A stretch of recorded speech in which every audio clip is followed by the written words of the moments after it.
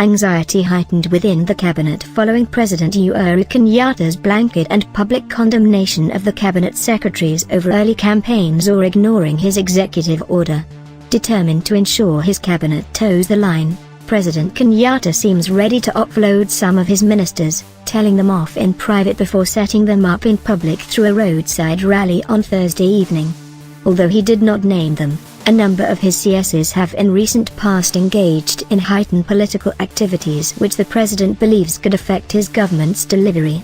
He wants us to prioritize his Big Four agenda, fight corruption within our ministries, engage in the Building Bridges Initiative (BBI) and steer clear of political engagement unless it's a government event, a CS told at the cabinet meeting ahead of the road trip to Arusha. The president is said to have spoken tough on his executive order elevating Interior CS Fred Matiang'i as the chief minister supervising his colleagues.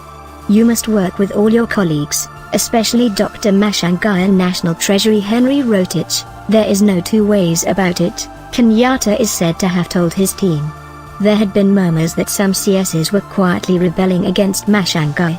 Going forward, prioritization of government programs will only come from the president himself. Communication will strictly flow from Matiang'i and those who miss cabinet or its committee meetings will have to explain. Issues raised will be discussed first by the coordination committee and resolved at that level, if not, then escalated to the president/cabinet. But it was the attempt by CSs to make political capital out of their positions or government projects that the president was most passionately against in the meeting. In the recent past, a number of them have openly dabbled in politics either through their pronouncements, activities or associations. Sports Cabinet Secretary Rashid Ekisa has never shied from political controversy and has rubbed political nemesis the wrong way, including former Prime Minister Raila Odinga. Devolution's Eugene Wamalwa has also made pronouncement on succession politics. "I have no reason to believe the president was talking about me. Indeed, it cannot have been me," a CS told. According to a senior civil servant, the president was irked by those riding on his cabinet for selfish reasons. Some of the CSs have let him down and their ministries turned into a den of graft. He had hope in some of the CSs who have turned out a disappointment, the source said. Yesterday, National Assembly Majority Leader Aden Duale welcomed Kenyatta's directive as long overdue.